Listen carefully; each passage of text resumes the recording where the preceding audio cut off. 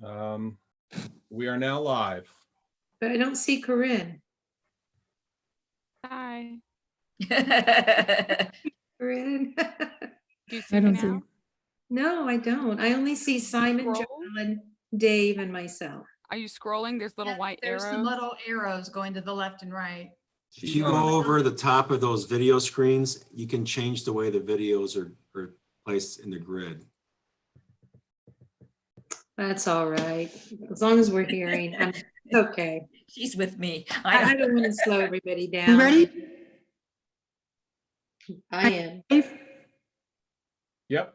Okay, I'm going to call to order the March 31st, 2020 work session, and we will start with the Pledge of Allegiance.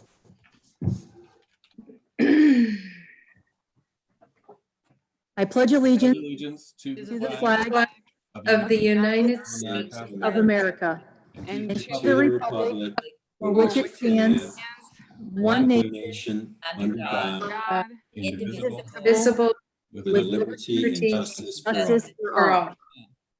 Thank you. Dave, if you'd like to call roll. Dunaway, Here. Dahl, here. Ms. Heatherly, Yes, here. Mr. Patry, Here, Mrs. Zakor. Here. I apologize, Teresa, for not saying Mrs. Dunaway at the beginning. We It's are all okay. here, present accounted for, ma'am. There is a quorum this evening. Great. Thank you. So new business, Dr. Kump, I assume this is your item? It is. So Okay. new business A is a Blizzard Bag E-Day amendment. And on that, with the coronavirus, we were fortunate as a district that we were able to have Blizzard Bag in place. And when that's the case, that gives us 3 additional days, Blizzard Bag / E-Day, electronic day. So it has been advised through Bricker and Eckler and through the state that if you, and through our governor, that we need to look at that now that we have this mandate for the closure all the way up through May 1st, and it could extend, that then we would do a resolution that would amend our original Blizzard Bag / E-Day and update that for this particular situation. And Bricker and Eckler has helped us with that, and so that is attached.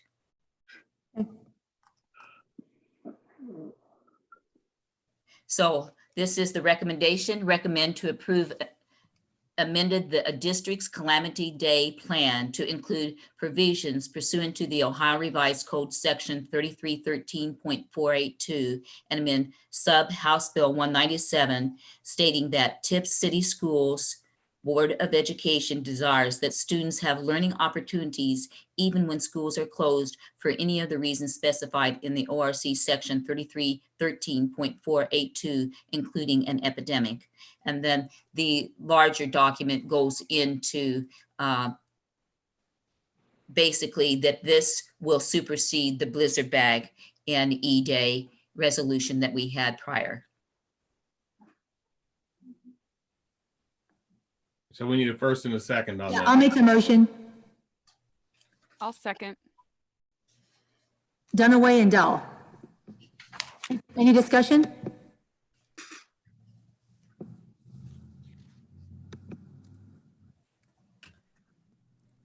Seeing that there's none, ready for a vote. Dunaway, Yes. Dahl, Yes. Heatherly, Yes. Patry, yes, Zakor. Yes. All right, thank you. Oh, Teresa? Yeah? Oh, sorry, I was working on my thing. Motion carries. Great, thank you. So item A under discussion items is coronavirus plan update, and you'll see an attachment there with that. And I wanted to just highlight some things in that. I've been trying to include portions of this each week in the Friday board update, but certainly I wanted to look at some of the particular categories of like continuity of operations. And in that, certainly our payroll continues to be on pace with that, as well as they are training essentially 2 staff members in the payroll department during this time. And I know that that's a bit of a challenge, but they're working through that. I also want to know just continuity of operations under that. Is the one call is continuing to be used and it's functional, it's up to date. We do push out more than 6,000 calls when we do an all call, and a text message component has now been implemented. It will take a little practice with that so that that once again, it has to be abbreviated. We need to have it 160 characters or less, and to figure out when is the best time to use that. So that piece is in place. And then the continuity of education, once again, we are working with our teachers and really with making sure that they have available information that they need to have. The online learning system, we are working with the Google Classroom is what we're moving toward. Right now, we're finishing that second week of materials that we had right when we first departed that were placed together and planned for right before our dismissal. And that was all the way on March 16th was our first day of that. But then we had the spring break in between there. So our 3 weeks, we are now on the 3rd week of that. And that is underway. We continue to use teleconferencing and video conferencing, doing a lot of Zoom meetings. I should be better at this, but I am getting better. Zoom meetings, as well as the Google Hangouts, doing a lot of that with the administration as well. And those seem to be going well. And instruction is occurring remotely, and we are providing that and also looking about how that will continue, and also some additional components to that as we move beyond the week as we begin in April 6th. And then a survey, we did conduct a survey to collect information and data on students and families that what their connectivity was, whether they did not have any device, but they did have internet access, and those that do not even have any internet access. So we're preparing to act on that and looking at that as well. The distance learning guidelines, I'm going to come back to that and actually have Mr. Veerhoff assist me on that matter. A lot of work has gone into that, but I'm going to continue just for a little bit on just our plan update, just long-term availability. They call it the short-term availability that was in the previous plan that I had shared with you. That was really when you get up to about 2 weeks. And then when you move beyond that, and I think now as we're moving up to and through May 1st, and then still the uncertainty of whether that's going to be extended, we're really moving into more of a long-term unavailability. So how we are proceeding with all of that. The local library happens to be one of the pieces down there. Certainly our interconnection with them is positive, and they're providing some things for the community, but their doors are closed as well, and they are doing things remotely. So the things that we will be doing with them will be through a remote nature. And then special education services, there's certainly the guidance that's coming from ODE. I know Mr. Veerhoff's been involved in a number of webinars, keeping on top of that. Certainly anything that happens to be in some of those larger webinars, such as the one that Mrs. Zakor had mentioned earlier this evening with Bricker and Eckler. I noticed that there were well over 500 people that were attending that across the state. So those kind of things, they did hit on a number of big and important topics, and certainly special education and services was part of that. And certainly our House Bill 197, it has some components in there as well. And so we look at all those things and try to stay very much on top of it.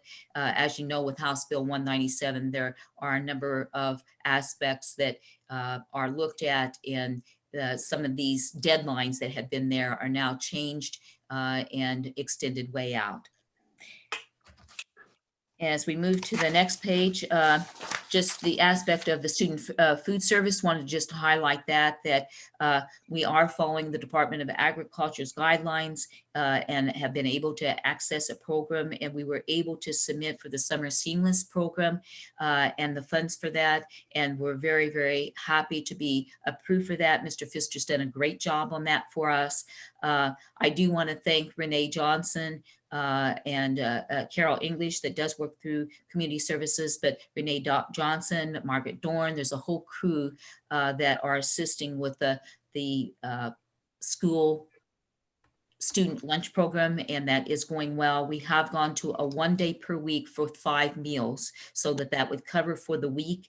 Many school districts in the area have gone to that as well.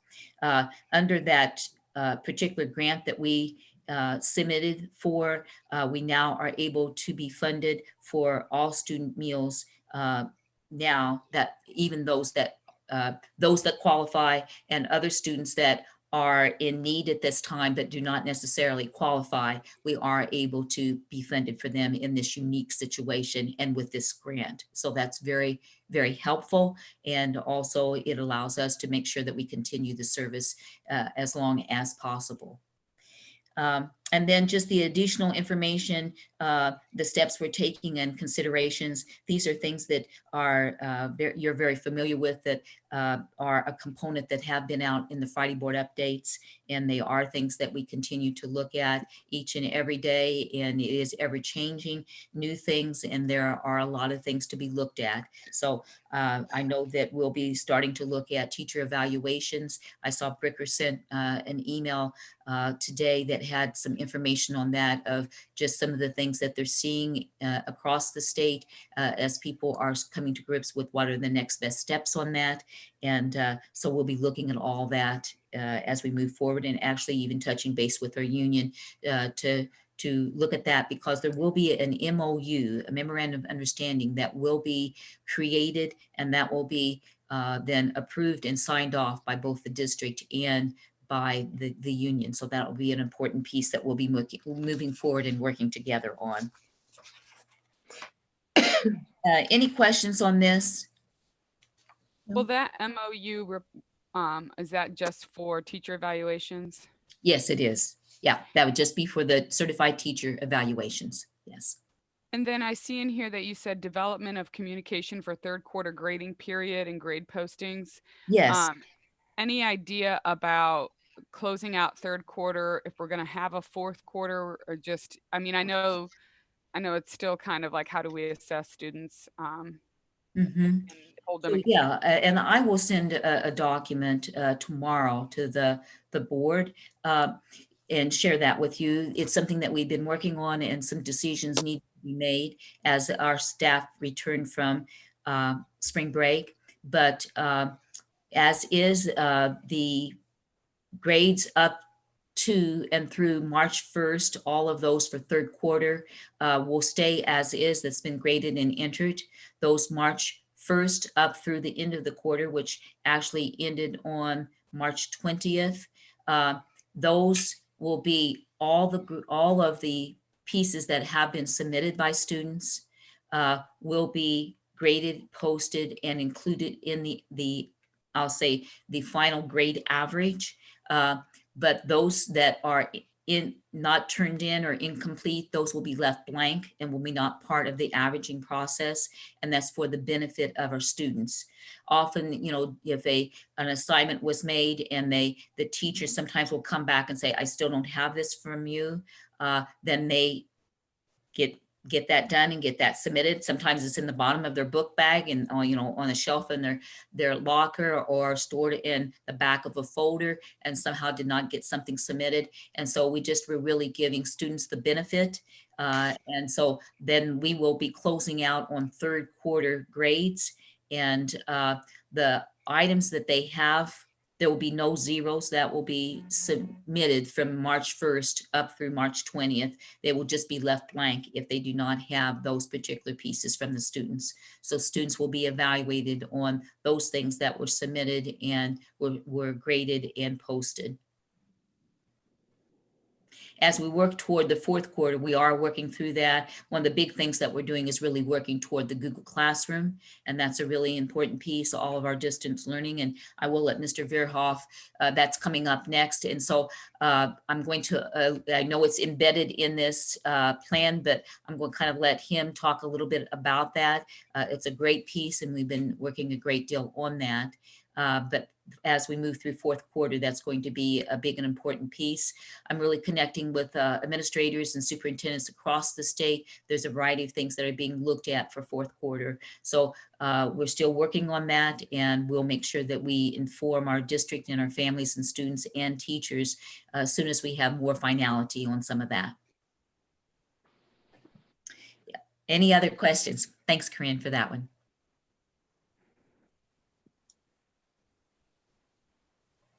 Okay, I think we'll move on then to the second item, which is distant learning and remote connectivity.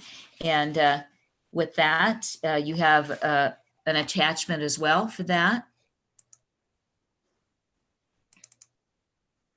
And that's your distant learning guidelines.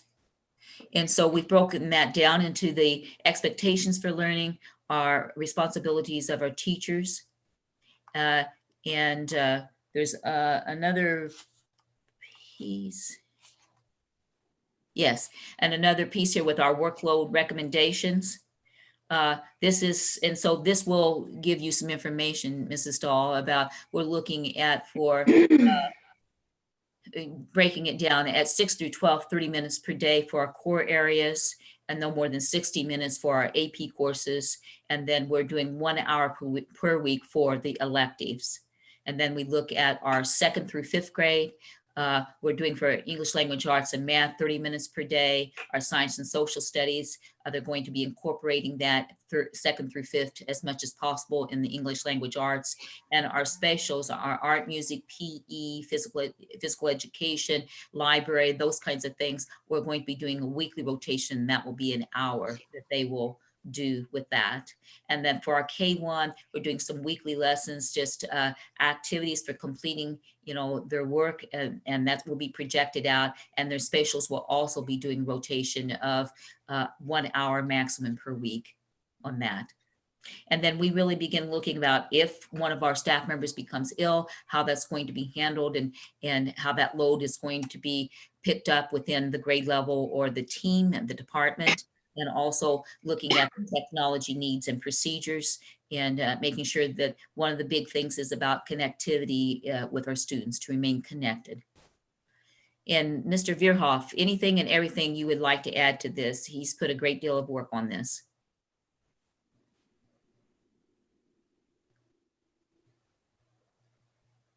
Sorry, I needed to unmute there, but I guess the things that I would like to reinforce is that we're dealing with as school districts are across the state, an unprecedented situation here. And I think what we're trying to communicate to our staff and to our students and to our school community is that we still want to provide that student connection. We still want to provide meaningful learning experiences for our students, but we have to reset our baseline. We have to be realistic, and that it's not going to be business as usual.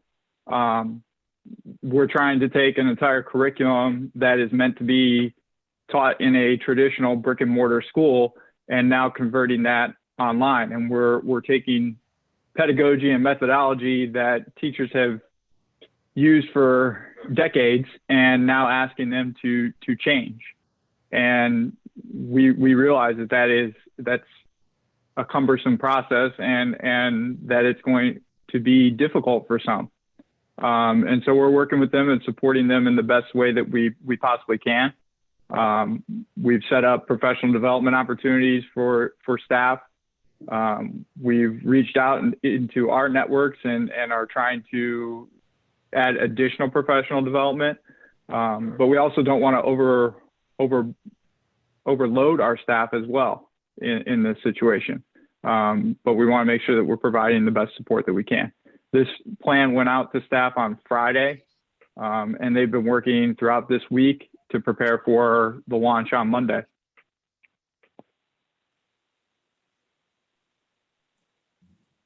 All right. Any questions for Mr. Veerhoff or myself?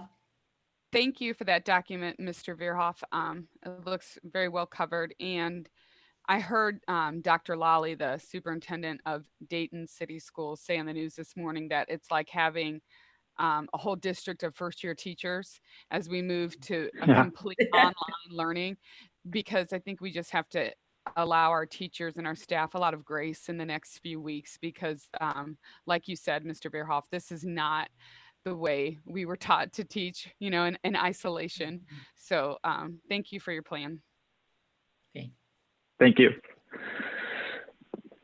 Can I add a comment to that? This is Anne. Go ahead. I think too, I mean, of course, nobody foresaw this or planned it or wanted it. However, there's always a silver lining. And I think it's really, in a way, the silver lining is that we're being forced into something that we're not accustomed to. And should down the road, God forbid, there's another event, whether it be a school building fire or hazmat or a tornado, in a way, it's really allowing the opportunity to get skilled at an alternative way of educating. And so I think that's the benefit, if you will, that's coming out of all this forced change. And may not, digital technology, we talk about how we want to prepare our children for that world, that global world and future. Well, we're doing it now. So I see the benefits in this. And I would agree with you. And more than just meeting, our role in the immediate term, I see the long-term benefits of it. Mm-hmm. I would agree with you 100%, Mrs. Kaur. I would say that this is going to expose our teachers to some different methods of delivering content to students, and we may see more of a blended learning type experience for kids as a result, Mm-hmm. where there is some flipped classroom and flipped instruction taking place.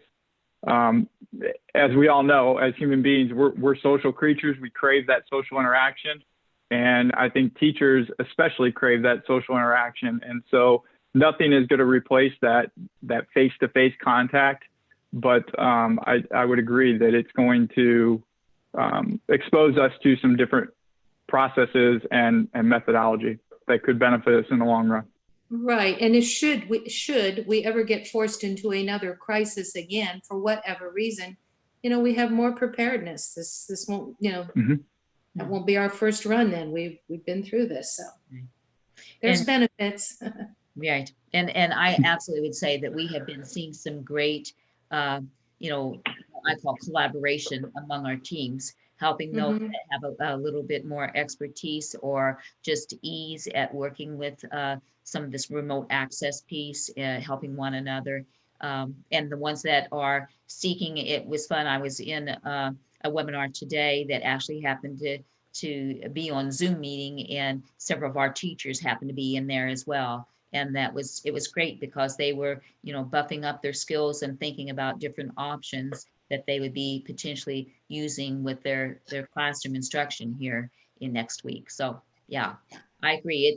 It's a bit of a steep learning curve right now for a lot of things, dealing with the stress and the busyness in a household and still conducting lessons, and or those on the other side still completing lessons. So we're all in a new area, but I do think that people are working hard at it, and I think the intents are very, very positive and strong.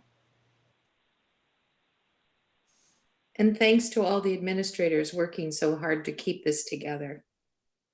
Thank you. Thank you. Yep, we've got a great team. All right, then the next item is job description and compensation study, and that connects, of course, with our Battelle piece. We had, as recent as today, a conference call, remote piece teleconference with Tom Griffith, who is with Battelle for Kids. And he uses what's referred to as smart pages. So that's another new piece of technology that is a little bit different than, a Google Doc, but once again, it allows us to see that, share it, and work with that, providing input, and also seeing the progress that's occurring on this particular task. We are set up for another meeting that will again happen next Tuesday. So we're trying to stay on cycle with that. There's some things that will be coming to us in the next few days. And so then we'll be responding to that and getting that queued up so that some decision making can be made then when we meet next Tuesday, once again, remotely, trying to keep that as much as possible on schedule. One of the pieces that we particularly liked about Battelle was the feedback and the interviews of a random selection of our staff that would just kind of connect with job descriptions and analysis. And so those now will need to be done remotely, but they are doing that and doing it successfully in other districts and with other firms, and they have full confidence that that will work with us as well. So we will be working toward that and know a little bit more about that next week when we meet. Mr. Stevens, anything you want to add with that?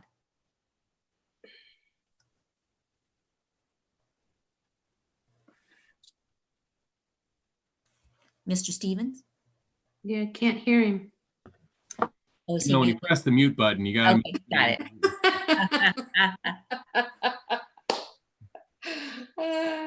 I was just saying, it's been very nice to be able to stay at home and talk with everyone using the software. Really have to thank Carrie Prawl for the work that she's doing on this project as well, and making sure that everybody's staying on task. Overall, I thought Greta covered it very well. I'm really looking forward to the results and hopefully we can get something good for what we're paying for the service for. So, yeah. All right. Any questions on that for us? I have a question. Okay. Okay, so when we originally started this with them, I think it was 2 years ago, part of it was they were going to come down and meet with us in person. Now I know that we've got, with the COVID-19 going on, but what specifically for the money that we've spent already, I think it was $15,000. They have all of you write your job descriptions. Is that correct?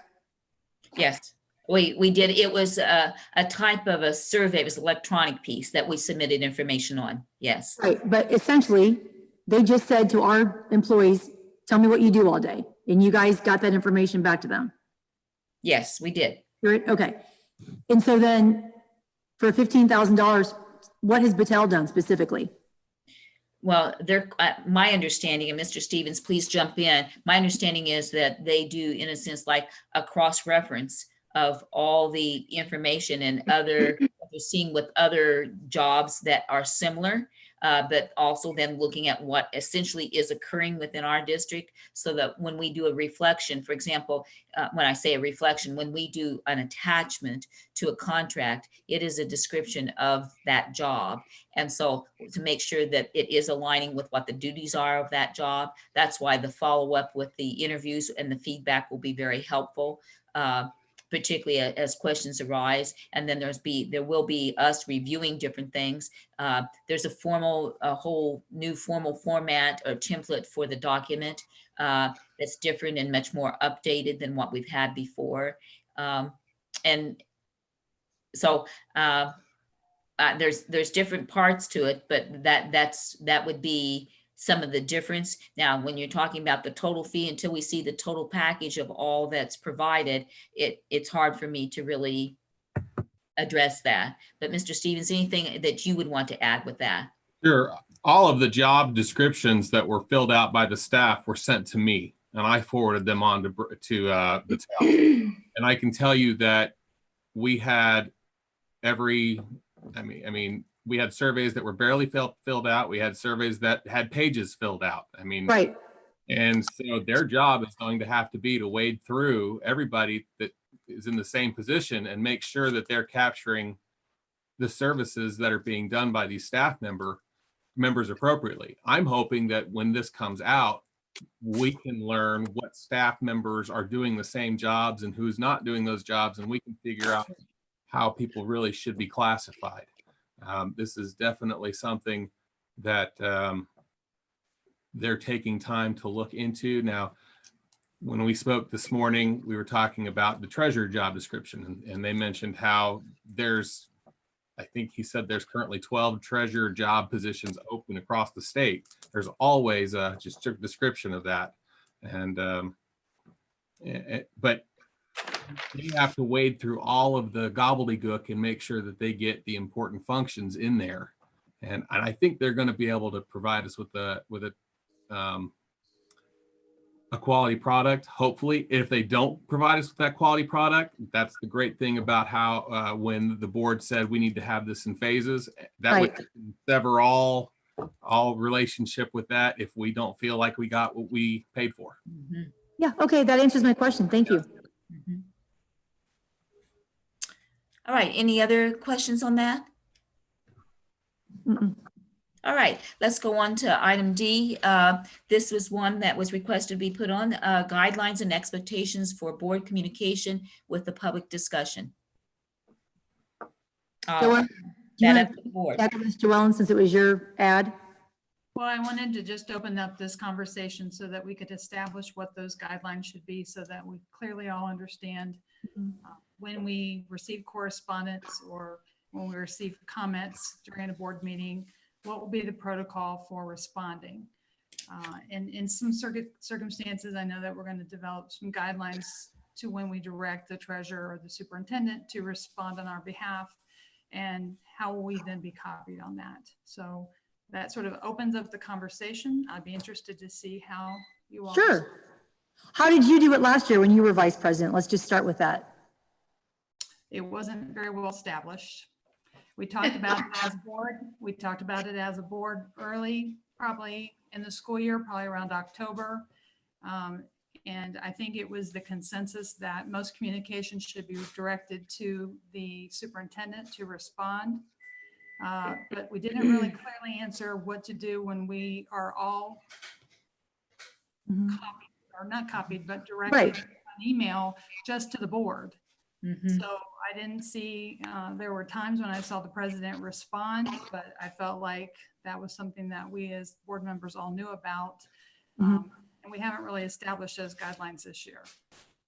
So Okay. I know as recent as even, I believe that was today, some of the times the days ran together, it was today or yesterday, but that there was a communication that was to myself and to, I know, Mrs. Dunaway, and was that to the whole board? I can't, but anyway, we had, Mrs. Dunaway and I did have conversation about that, did come to a consensus that we thought that that would be good to put on potentially an April board meeting. And then I just inquired, would you like me to reply? Would you like to reply? And she indicated to me that, you know, I will. And so that's Yeah. good. We're on the same page. We've conversed about it. I know sometimes it's difficult because timing is what is also very important, so that we don't have too long before a reply gets back. There are some things that are pretty complex and you need to gather information before you can reply. And then I know there was something that was recent that came through, and when I did reply back, but I only did that to Mrs. Dunaway and I think Mrs. Dahl, because I just wanted to be very careful with the sunshine law Right. about doing business. So then I did follow up with an information only, and this did like a 2-sentence, I believe, to the board. And so that's how I kind of handled that. That does make it complex because we do have to be careful that we don't begin conducting business when Right. we're not in a meeting setting. I think one of the outcomes that I think that we, and you can speak on your own behalf, I think we want to avoid the absence of any communication or response when we receive some sort of correspondence. Typically it's an email that goes to all of the board, but not necessarily to the administrators. So I just want us to all agree on how we're going to address that. Individually answering, we have to preface by saying that we're not responding to on behalf of the whole board. Then again, we would have to assemble in public to come up with something to respond and agree on how we would respond, and then that adds time. So it's. I actually, if you're just bleh. Okay, so when they send it to all of us, and depending on the concern, if it's like they're trying to express their opinion or their emotion or whatever, I've always responded. I've created a new email and responded so that I don't reply all or violate those rules. And I always make sure that I state that it's my opinion. It's not a board thing. If there's things where they want, what is the board's action going to be about this or that? Usually I let Greta or Dave respond, and I don't reply to things that they're looking for a board position, like our stance, because I can't speak for the board, like you said, Joelle, and it has to be something that is spoken about in a public meeting. So if it's my personal opinion, I make sure to state it's my personal opinion. I never try to reply for the board. And that's kind of how I feel, because I guess, Joellen, you're asking myself and Corinne specifically because we're the president, vice president. I could be wrong about that. But the way I handle it is if somebody emails all of us, then they have a right to expect a reply from all of us, right? Because we all got elected. We're each 20% of the board. Now, if they reply to I had a situation that came up. I had to call Dr. Kampf because she said she reached out to 2 board members. And I was the one that responded. I'm not really sure.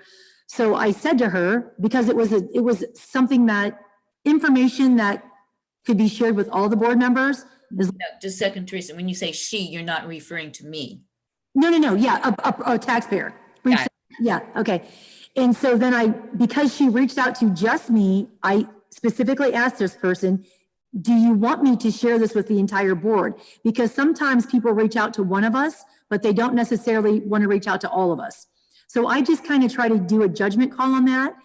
And other than my grandfather's funeral last Friday, I think Lynn Davis had sent me an email, and I think I just I left at 6 o'clock in the morning. I got home at 10 p.m. that night. And I can't remember if I replied to Lynn Davis on Friday night at midnight or Saturday morning, but I did apologize. I said, I'm so sorry. I always respond within 24 hours. I did not tell that person I was at a funeral, but all I said was, please accept my apologies for not following district protocol of 24 hours. If somebody emails me in the 5 years that I've been doing this, they can pretty much get a response within 24 hours. So I don't know, did I answer your question or did I not? I would be in favor when an issue comes to all 5 of us, if everyone else agrees, I would be okay with us agreeing that you respond with a response as the president, acknowledging receipt of it, that we've all received it, and that you're responding by directing a response to the superintendent or the treasurer or to whomever, you would direct who would respond to it. So it'd sort of be like a canned statement to say, I acknowledge and receive on behalf of the board your concern, your email, your letter, your questions, and I have directed them on behalf of the board to the superintendent to reply by blank date. And then in this case, she would respond and then copy us back, and we would know that the issue's been resolved or at least acknowledged and answered. Now, there could be circumstances that then lead for you to say, on behalf of the board, I will be adding this as an agenda item to the next meeting. And in that case, you could copy all of us because we would know then that. Yeah, I just did that this week, a couple of days ago.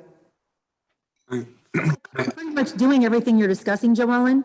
And one thing I don't ever want to do is I don't ever want to take away somebody's right to respond to somebody, because we all got elected and we're each one of, we're 20% of the board. So before I was a board officer for the prior 4 years, if we received an email to the entire board, I felt like it was my duty as an elected official, that person could have voted for me, that I owed them a response, whether they voted for me or not. If somebody reached a member, I will respond. I feel like that's my obligation to doing this job. I'm not disagreeing with you, Teresa. Okay. I'm suggesting that oftentimes we get asked questions, or there seems to be, the author is seeking a reply that I can't reply for the board. I can only then preface by saying I can reply with my own opinion. And I'm not going to come up with the answer because it needs to then be decided on behalf of the board. Okay. I'd like to. Oh, go ahead. Go ahead, Simon. So, thank you, Mr. Court. Our policies have some guidance on this, but I agree with Joellen that there is some issues. related to kind of some outlier. First, I think everybody's made some great points. One, we are elected officials, and if we wish to address the public or public expression of our own opinion, we certainly should do that and reply to an individual person.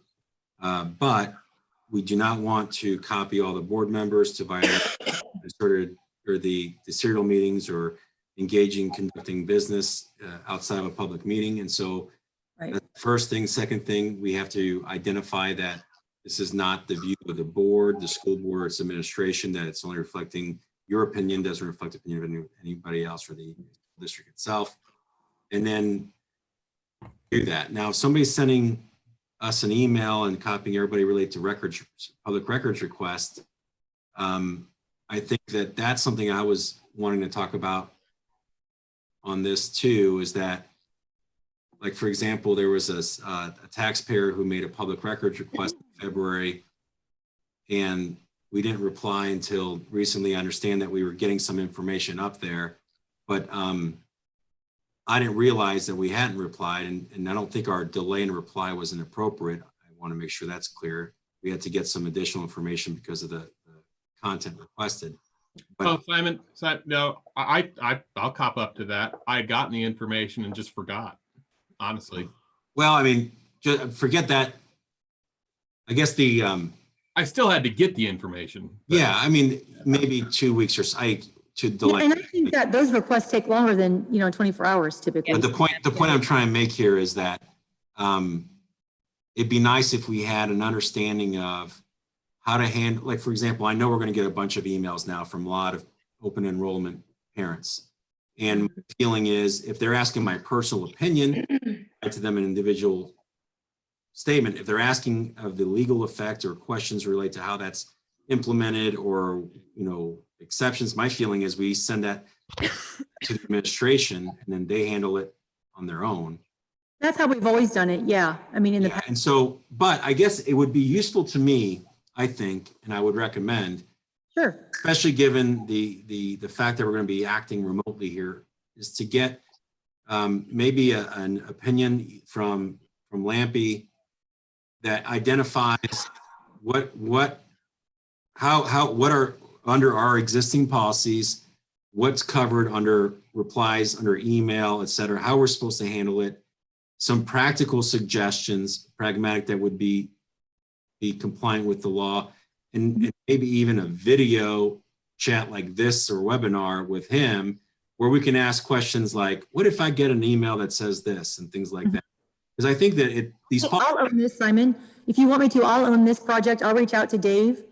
And I think the other thing too, I'd like to great idea. understand is how, as a board or as a board member individually, I think we need to, I didn't see a policy for this that really identifies it in sufficient detail. Who contacts the attorney and at what time and what requests can be made of the lawyer? I've seen a lot of opinions coming from Dave. I love it, by the way. I think getting opinions is a good thing, but there's a lot of times where there's opinions being provided on or suggested courses of action that I feel like, I'm like, well, where was that initiated and who initiated it? I feel like we have some consistent policy application as to when we're requesting stuff from our legal counsel, and when an individual board member can, when the president can, and when the administration can. I know in the past, the rule has always been that only the board president and board vice president could contact legal counsel. But to me, I feel like all 5 of us are adults.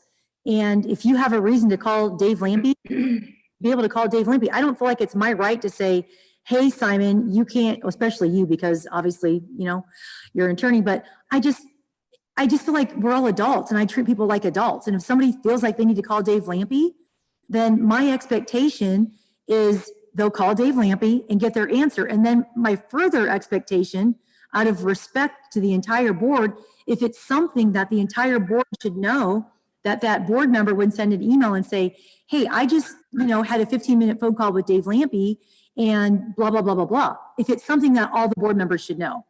And well, I'm not aware of any policy that says that it's limited to the president. and the vice president, as far And as.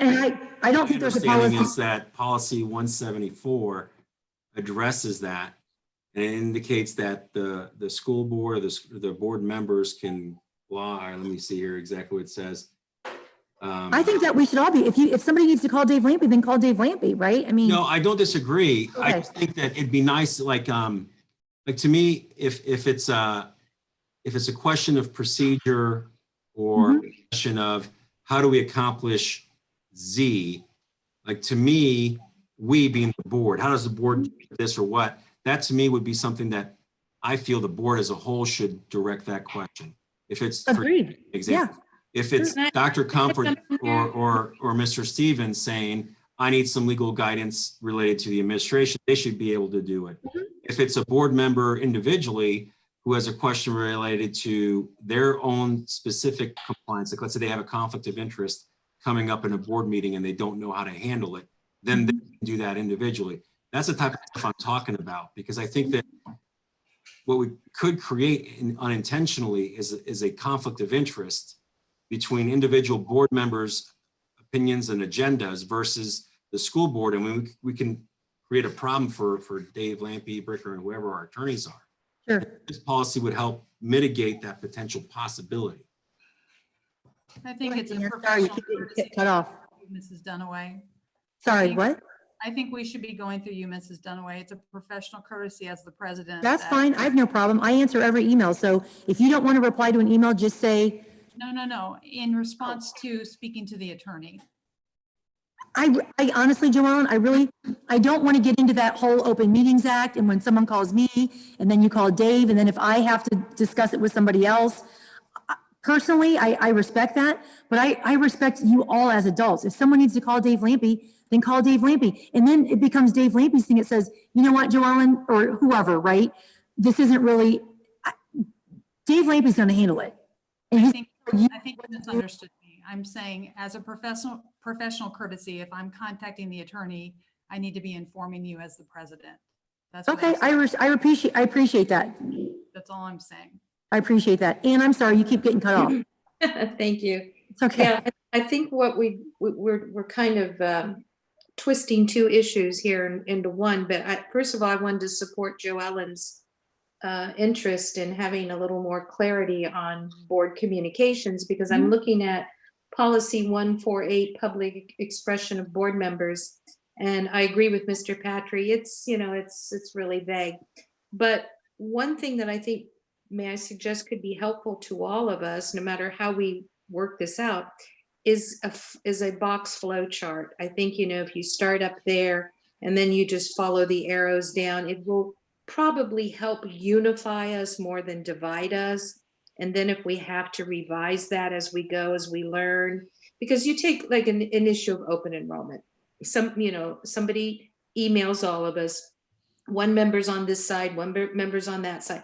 That affects how you communicate. And so I think maybe a flow chart would, because it's quick, it's easy, we can have it right by our computer. That's on the communications. And I do very much agree with Mrs. Dunaway.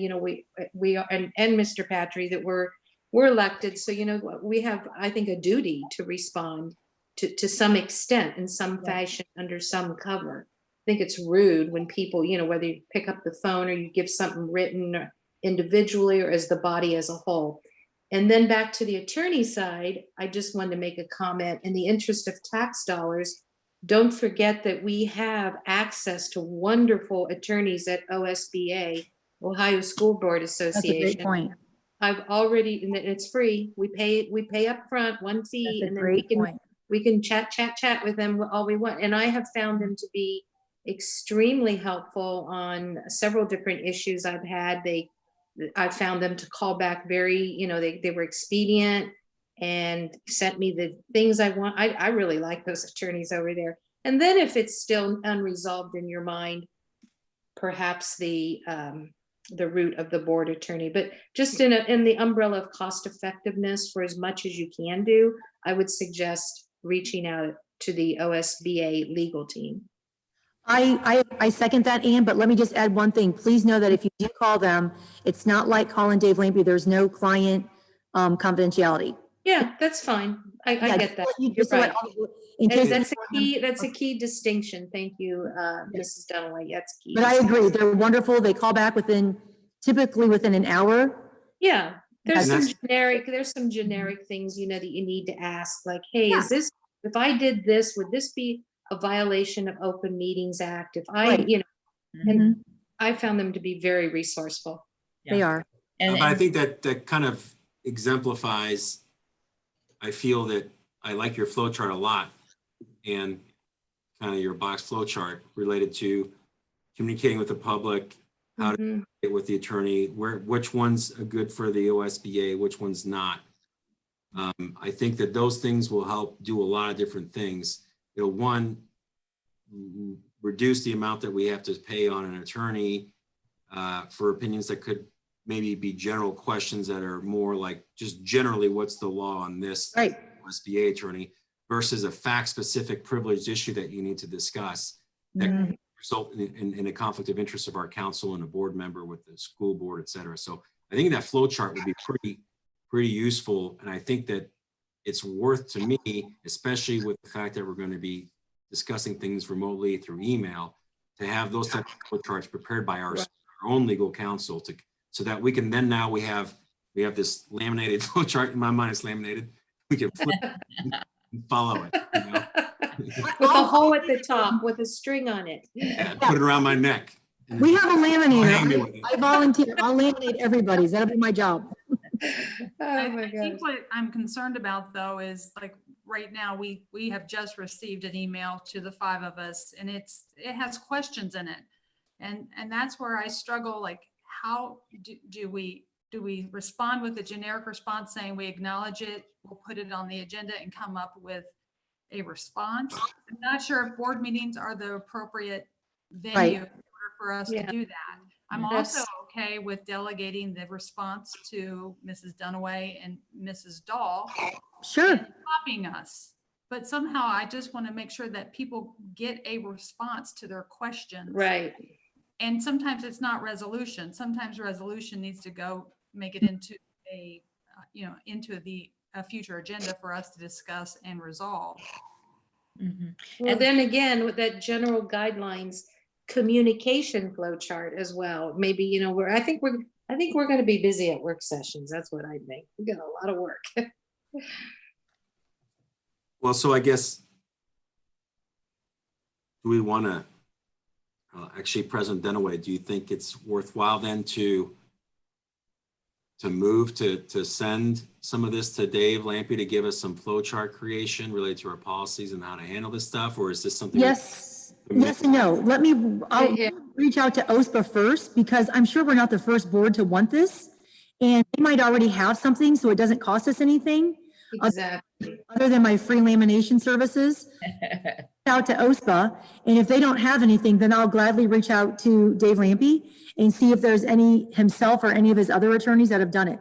I mean, I think that's the simplest way to handle it.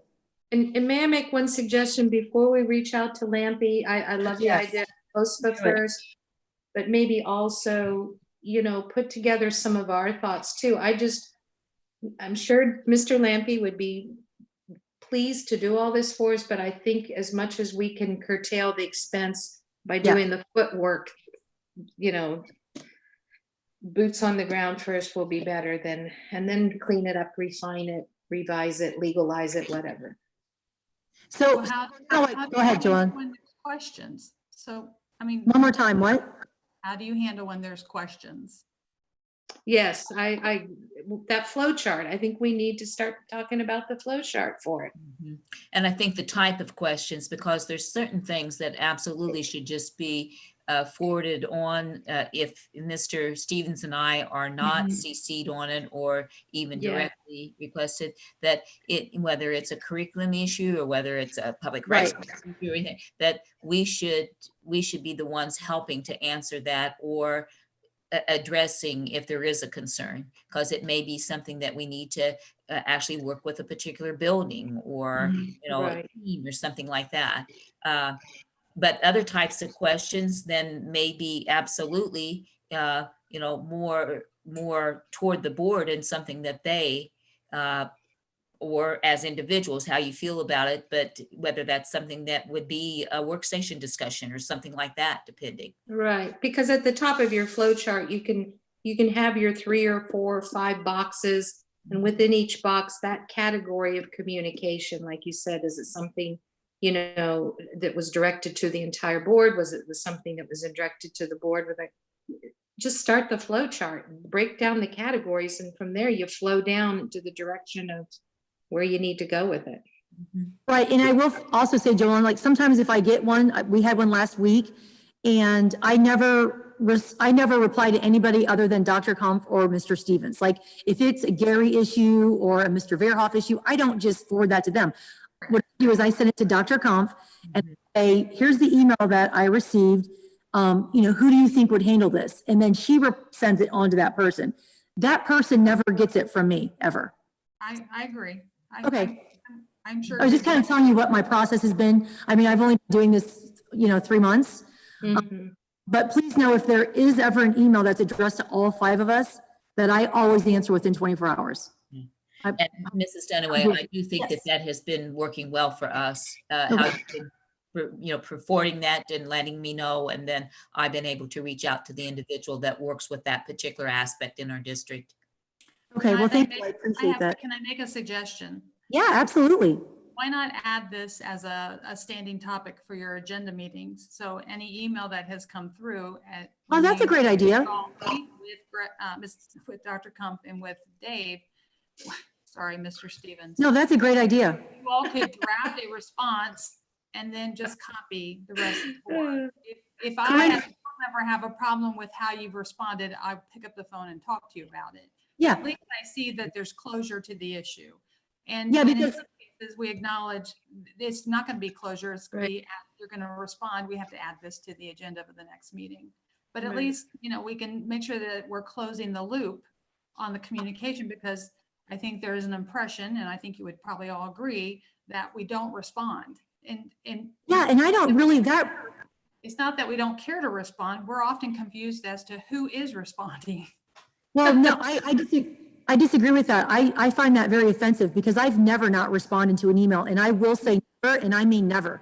So No, that, I'm not accusing and when you of people anything. say that our board is not responsive and our board does not, I'm sorry, I take that personal.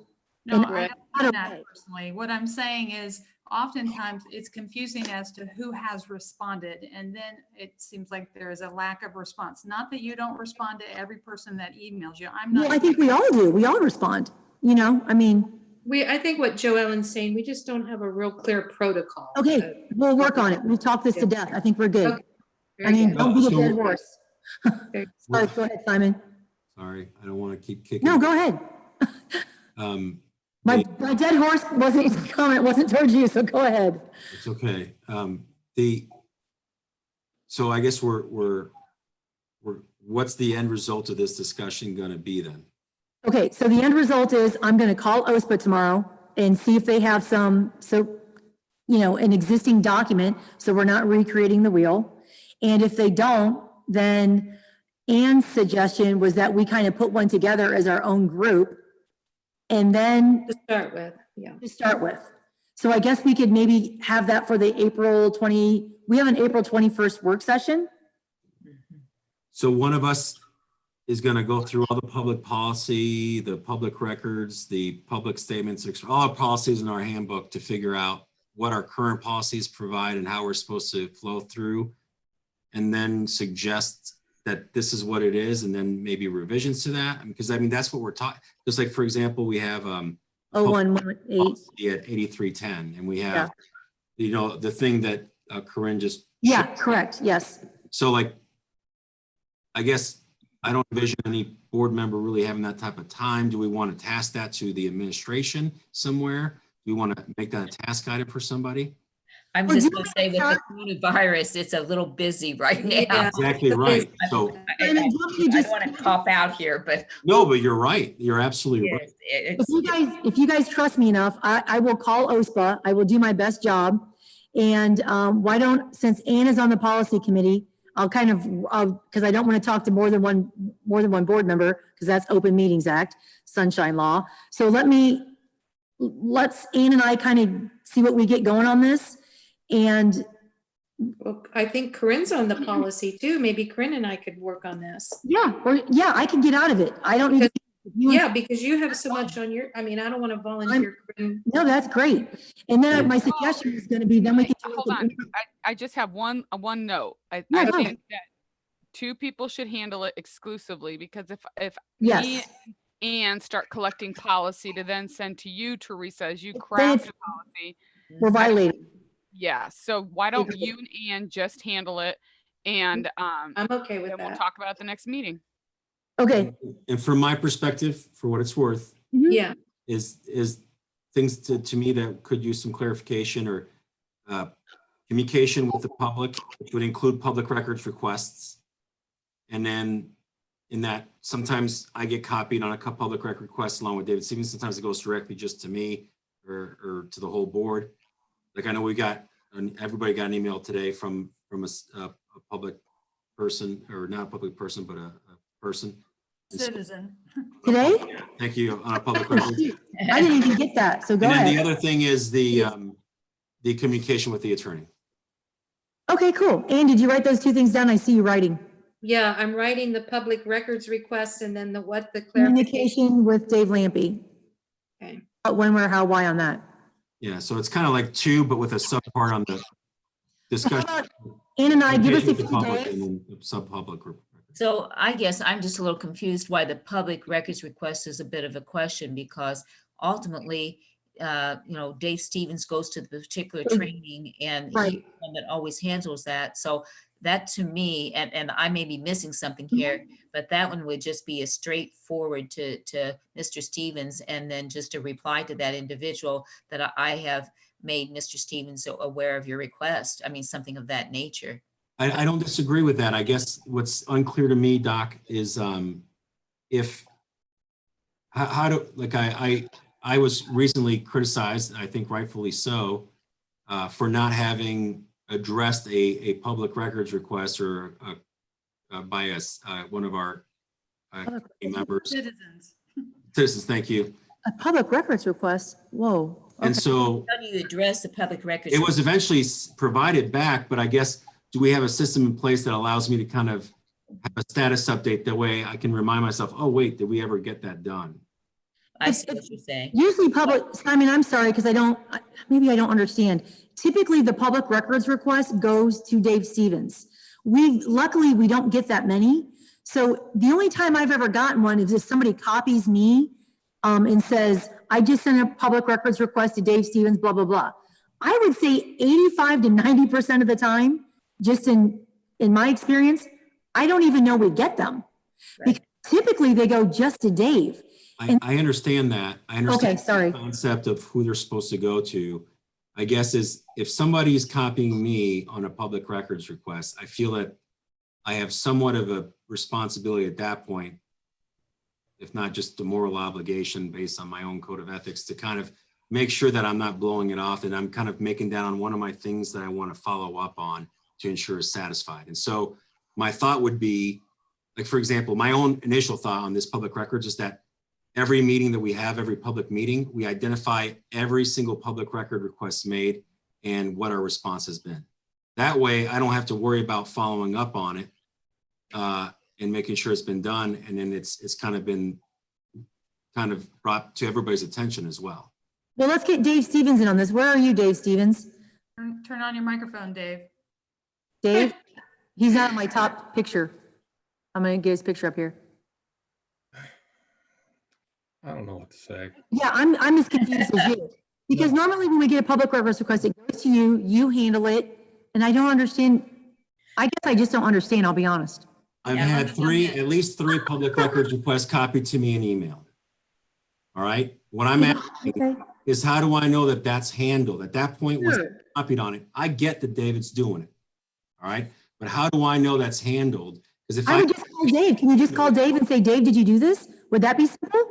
Or And so- email Dave and say, hey, Dave, did you get, I'd rather not have to every time I get a public records request, oh, okay, I understand remind now. myself. And So in other words, you just want to, what I'm suggesting is that we look at what our policy says relate to reporting of those. And if there isn't a reporting requirement, my thought is it might make sense, and I don't want to micromanage yours and Ann's review, but my thought is it'd be nice if every time a public records request is made, that's just kind of listed at our next public meeting. That way it's, here we got public records requests and then we've addressed it and here's where we are. Well, I would say that some of those public records requests, people don't want them being known. Yes. We don't have to identify the individual, but their public request is a public record. Right. However, So, I mean, then open the door for more public records requests because other people are going to want to see those. And Teresa, I do not agree with you on we don't get a lot of public records requests. We do? Yes. We get all kinds of public records. See, I didn't, well, like I said, I don't know about most of them because they go to you. Some of them are very simple. Some of them are Yeah, very, they go to you. other Can I ones. ask you a question? And they, go ahead. Okay, this is just me. If I request something, I don't get it, I follow back up.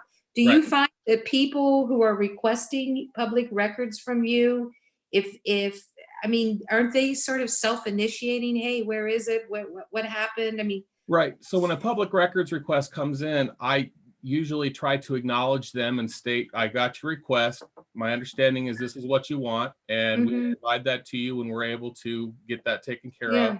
of. We have to provide a reasonable amount of time. The larger the request, the more time we can take in getting it. mhm, right.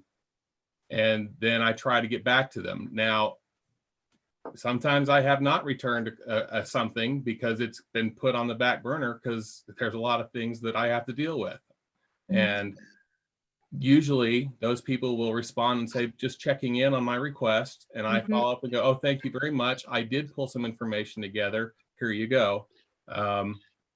And, you know, it just depends on who you're dealing with, honestly. Some people are very cordial and they understand that there's a lot of stuff going on in the financial department, and that's great. Other people take it personally. Mhm. And so you can get some pretty snarky comments and responses. And you just have to let it go and just continue to do the best job that you can. And so I think you've done a great job with them. Oh, Dave. oh, that's fine. It's not a criticism. I'm just saying that I feel that we have a policy at I'm looking at it right now, 8310 on public records. Yep. And I get that we've delegated this to you. And I guess maybe we put it in a Friday update. Doesn't have to be at the public. Maybe we include it as part of our Friday update. But is it really that big of a problem that you need to add something more on somebody's plate? I guess that's where I'm coming from. Well, I mean, if you're just adding it as a line item, that makes a difference to me because if it's not on because we have delegated a duty that we are statutorily required to do to our treasurer. And when a citizen asks for it and copies me on that, at that point, I feel that I need to understand where we are. So if it's not a very quick, I mean, to me, it's just a matter of keeping a spreadsheet that you add to the Friday update that says this was requested and it has been supplied or it's in progress, then I don't have to take any extra steps. It's just a matter of copying and pasting a line item on the Friday update. It's not that hard of a thing to do. If not, I feel like if I don't handle it, now I got to figure out what my legal obligation is. I got to research all that instead of just making sure that we know it's done. Simon, I agree with you. If we can do something simple like a spreadsheet, line items in progress, not taken care of yet, maybe we can just list it by concern or by date. So it doesn't have to be even the name of the person that requested it, so that you can know if somebody complains to you and they're like, Mr. Patry, I haven't received my information yet, then you can easily say I'm aware that you made a request. Our treasurer is in the process of gathering your information, because some things people ask for aren't easy at all to gather. And then it reduces the amount of back and forth and confusion. You know, I got a simple solution, a Google Let's Doc. hear it. I'm ready for simple. A Google Doc that everyone has access to at all times. It's a live functioning document. Perfect. It works. Yep. I'll just get it out there and invite all of you to it. Okay, Dave. And so when you get one, kind confidentiality and anonymity. Well, I can't even talk this late. And it'll just be a request that came in, and that's all. There you go. Okay, that's all I wanted to know. It'll indicate kind of what they're looking for, emails or documents or whatever, and Gotcha. I'm not sure that public records requests are confidential or private. So if you make, no, they're not. But it's your actual request is a public record, I believe. yes. Yeah, I just didn't know if we wanted to use name or subject matter. I just didn't know how we wanted to, identify it. I trust that Dave can summarize it. Yeah, I have no problem with it. Wasn't. Mostly what Corinne said is true. If someone asks us and says, like, I've asked for this and I never get a response, that sometimes, people generalize, at least we can say, I understand that they're working on it. It's a large request or it's difficult to pull together. I trust that you can put something in place for us, Dave. So the only question I have is that by creating a document, whether that's with Friday Board Update or whether it's a Google Doc that is, living and breathing and you're able to access that and look at it. I mean, it does create another piece of information for a public record request itself to look at all the kinds of things that's been requested and that sort of thing. Well, So, I save them all in folders anyway. I've got them all in folders. Everybody that's requested something and all the documents that I put together for it, they're still in folders. So if somebody asks for the same document again, I can forward it to them. okay. But And as far as another document being seen or the fact that it's now going to be a public record, like you are as an individual asking for a public record to examine something that may not be discernible, and now you somehow want to have some type of confidentiality protection for your actual request. To me, it's kind of like, if you want to get the information, why can't somebody else get the information? yeah. Okay. And I've done that before. I've had multiple people ask for the same thing. Okay. All right. That's good. Okay. So just to make sure I'm understanding, so something that might be added to the Friday Board Update might be some sort of comment of, we received an email. I would rather not put things like that in the Friday Board Update.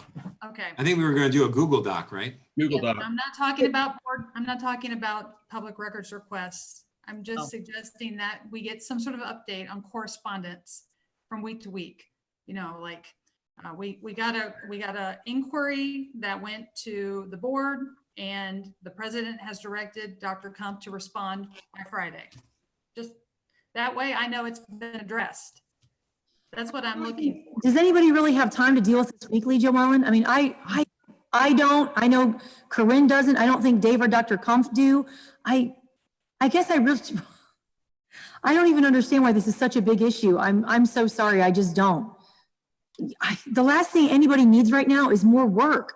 Who has time for more work right now? I'm not suggesting more work. I'm looking for. If you know people who aren't busy and want to work, then have them do this, because nobody involved in this has time. That takes a lot of time for Dr. Kump, Dave Stevens, myself, Corinne. All of you guys are going to email me saying, here are the emails I got this. I mean, this is going to get crazy. I think you're making it much larger than I'm intending. Yeah, I think you could very easily make a process to make that automatic, essentially, where you copy, you create another email that's board communications, and you copy it every time. And then all you have to do before the board update is scan and print and scan those. That takes 5 minutes, and it gets attached to the board update. That's I'll refer this to Dr. Kump. Dr. Kump. All right. It doesn't sound as so go ahead, Dr. somehow it just does. It sounds like it's going to be streamlined, but I'm sorry. I'm with Mrs. Dunaway. I'm afraid it could grow and be another piece that I will just have to. I'm all willing to make sure that we do follow up, that our citizens that are reaching out to us, that they feel that they have had a response. And there's times that when I receive it, I make sure it's really more of a building issue, that the building needs to address it, or they're closer to the situation. They're going to have the most current, information about it. So it's just, at times there's so many things coming through. I'm not for sure how streamlined that we can make this, but we'll take a look at it. I'm not suggesting to add more work. I'm looking at how we can close the loop on the communication. This week, we got an email. You told us that you were giving it to Gary to respond. I'm not going to go into details about it because that's not appropriate. So I'm either looking for some sort of response on a Friday board update with the questions being answered, or I'm copied on the response to the person who submitted the email. Well, and once again, we just have to watch the sunshine law. If it was sent to all, and in that case it was, you know, it's not returned to all. So, Right. yeah. So yes, and it was dealt with, But and did was anybody replied. get back to the person who wrote the letter? Yes. That's what I'm looking for. That Okay. right there. Did the person get a response? Yes. That's really what I'm looking for. Got it. Excuse me, I think I dropped off here. Can you hear me? Yes. Yes, we can hear you. I can't see you. Let me, Yeah, I don't know what happened. Everybody froze up and then that is so funny. I'm sorry, I'm here. How but- long ago, Ann? Last week. No, my iPad got tired after a while.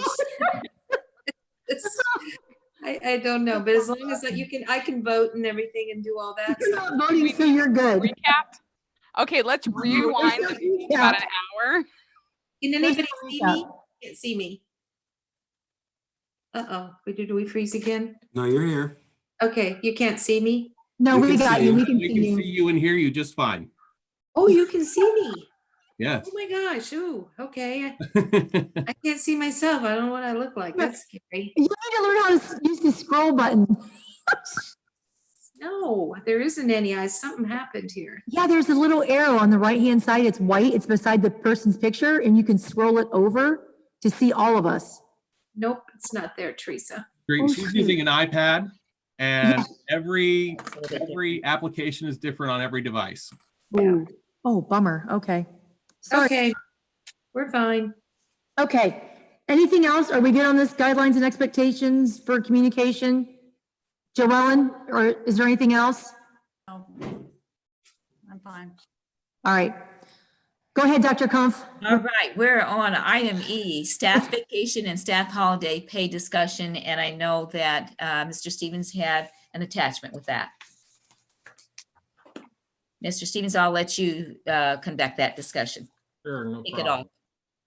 All right, so a few months ago, I mentioned to President Dunaway and Vice President Dahl that we have recently been making some new hires in the district. We have a new EMIS coordinator, we have a new transportation director, we have a new maintenance supervisor, and I've got a new payroll clerk.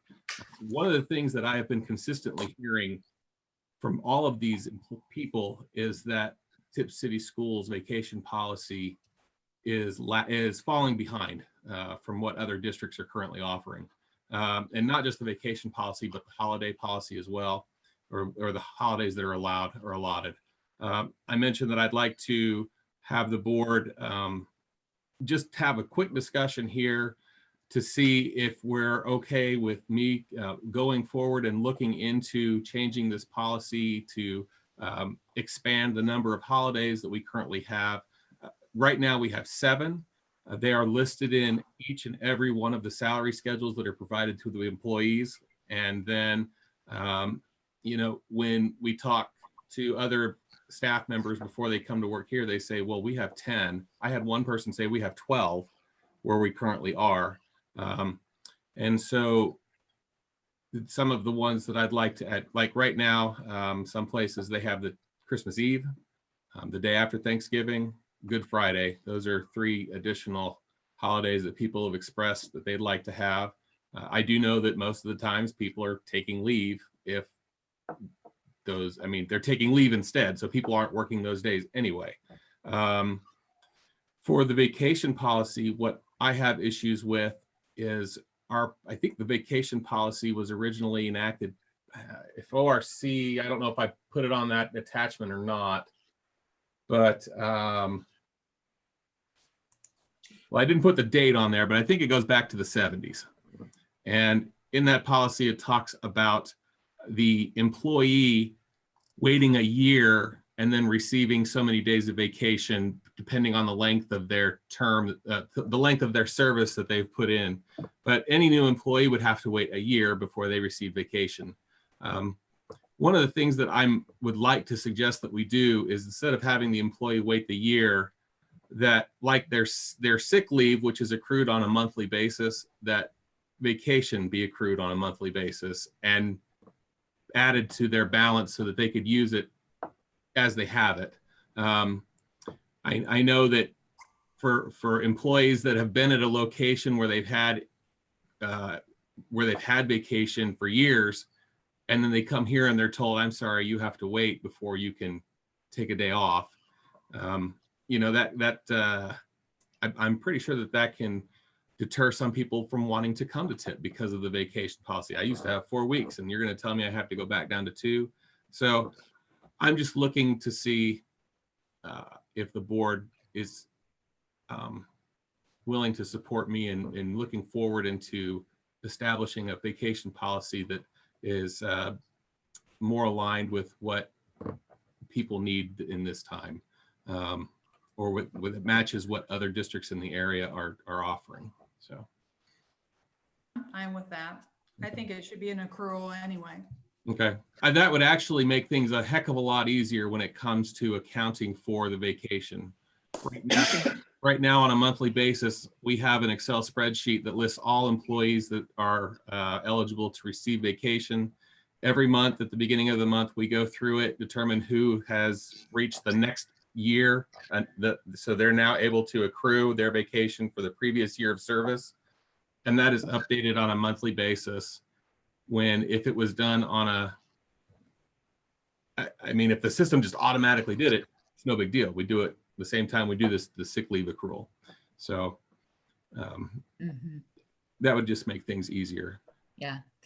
Just from my viewpoint, of some recent hires that we've had that have been in, I'll call it upper classified levels, that they really, it is difficult for them to need to have this waiting period before they have a vacation day, because they may be of an age that they have a child that's graduating from college and just different things that they actually, particularly if the graduation is out of state, that they, instead of just taking a 1 day off, a personal day, you know, that they would actually take a couple days and travel to that state and spend it, you know, with the graduate. Mm-hmm. So we have had a couple situations where they were leaving a situation where they did have vacation days, and when they came here, they weren't able to have those for this longer period of time. So it was something that they had to work through. And I think initially it caught them off guard. They didn't really realize how difficult it would be. Not that they needed lots of days, but if they would have been able to accrue some, they would have had 1 or 2 by the time it got toward spring, instead of waiting the entire year. Yeah. I don't have any problem with you looking into this, Dave. I think it makes sense. And I think this is something that an HR person would have probably caught a long time ago, because I think that most employers do a vacation accrual monthly, like we do sick days as well. Yeah. I mean, we're basically following the bare minimums of the ORC right now. Two other items to mention. Right now, ORC says an employee has to be at the district for 10 years. During their first 10 years of employment, they earn 2 weeks a year. And then when they get to 10 years, then they qualify to receive 3 weeks of vacation a year. And then when you get to 20 years, you have 4 weeks of vacation in a year.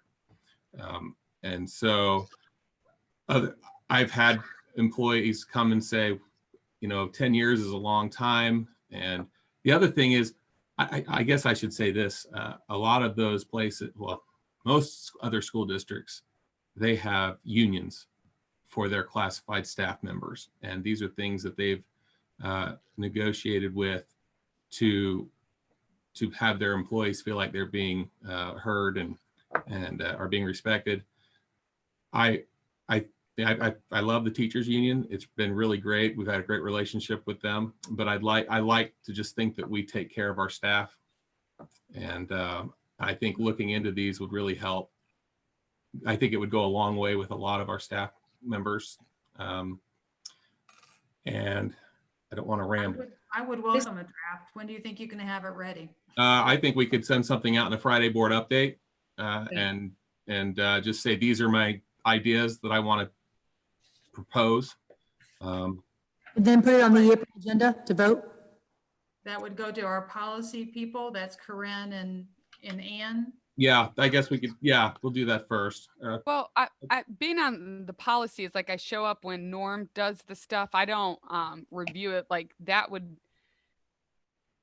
more be like the superintendent to make sure it doesn't violate any other policies. And, Right. you know, yeah. So Yeah. I'm suggesting a draft of the policy that you all are submitting for us to.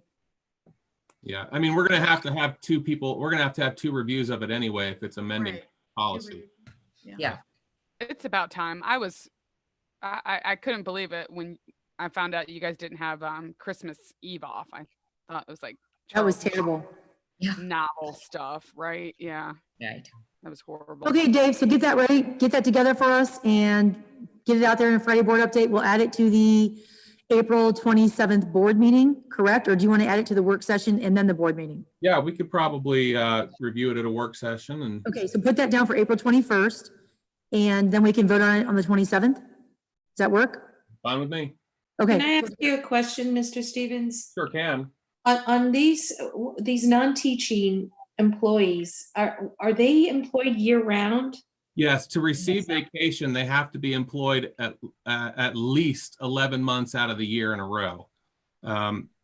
It's pretty much all full-time employees. Mhm. So they're not breaking over the summer like No, maybe a No, teacher? Okay.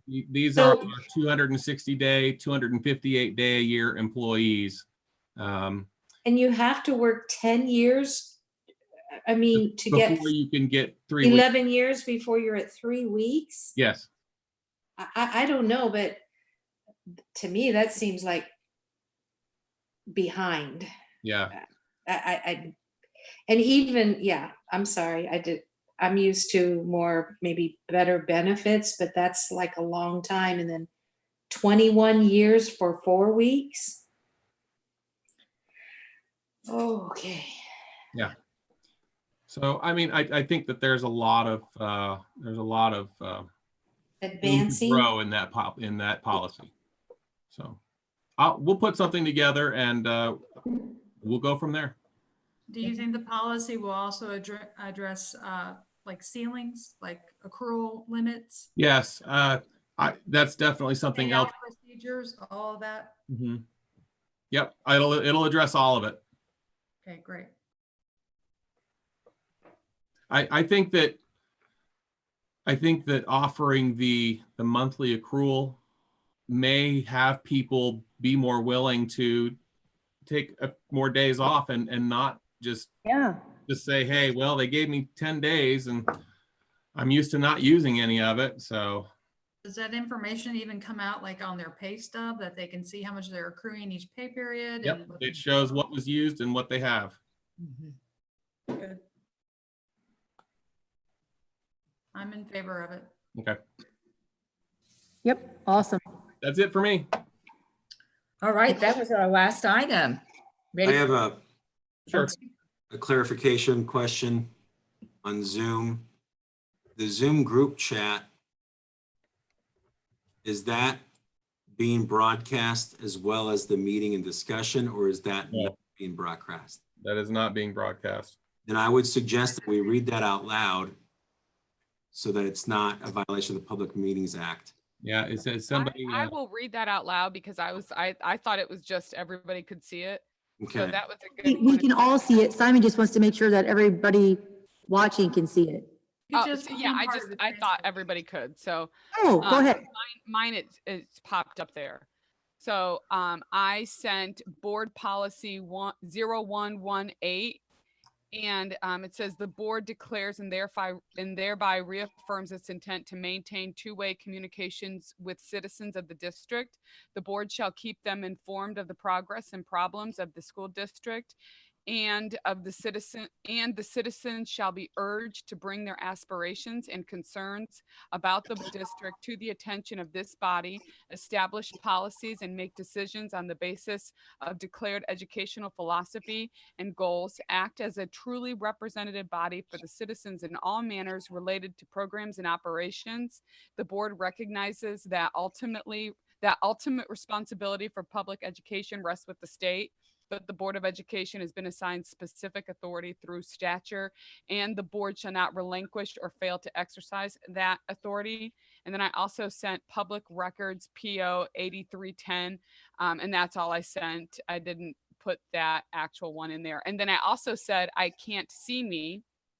And then Teresa, you said something, I know. and that was our Hey. conversation. Oh, yeah. She goes, I can't see me. And I go, I know, I couldn't see her either. I didn't know how to scroll. And Dave, just print that and make it part of the transcript. That's a good idea. Do you know how to print that, Corinne? Is it? Uh, Hold I on, let don't me know. just copy and paste it into my board. Oh, that would be awesome. Perfect. I don't know how to print it. Yeah, I didn't think about that until now. Yeah, and I good didn't know. call, I good thought everybody catch. could see it because I can see it on mine. So good Yeah, point. I see it on ours and I was like, if somebody's watching at home, you never know. Yeah, ours, Corinne, it goes at the bottom and you have to hit it and then it doesn't, yeah. Okay.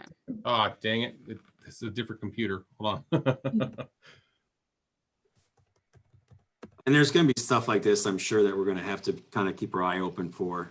Just, We're gonna learn, we'll learn. yeah, we all can try to do the best we can. Like Corinne said, we have to give our teachers grace right now, but we have to give ourselves grace too. Exactly right. I mean, my gosh, everybody on your end is working 12, 15-hour days and it's a lot. It is a lot. Let's try to be nice to one another. You guys Hey, are doing a great where's job. Ann Zakor? Yeah. Don't there. get started on that. She knows. She's on the Right bottom. here. I couldn't see you, Ann. You what? You can't see me? Don't get Well, I us. can see you. Okay. Don't get- Plain. I motion that we adjourn this meeting. Wait a minute, I have to read the upcoming meetings. Oh, okay. Sorry. Come on, you're trying to, what are you trying to do tonight? Okay, are we done with that? Can I read the upcoming meetings? Absolutely. Okay. The next work session will take place on Tuesday, April 21st, 2020. Well, here's a question. Should I read it as is? Because that's not true, because now we're doing these all, telephonically. I'm noting that you're stating that these are now online. Okay, gotcha. Perfect. The next work session will take place on Tuesday, April 21st. The next regular Board of Education meeting will take place on Monday, April 27th at 6 p.m. There you go. Because we're not doing the building by building thing anymore due to the COVID-19. Right. Okay. Can I get a motion to adjourn? I motion we adjourn. I second. Motioned and seconded, Dahl and Dunaway. Dahl, Yes. Dunaway, Yes. Heatherly, Yes. Patry, Yes. Four. Yes. That's it. All right. Thank you, All everyone. right, we did it. Everybody. Nice night. Goodbye. Good night. Have a good Time to get to evening. work. Thanks.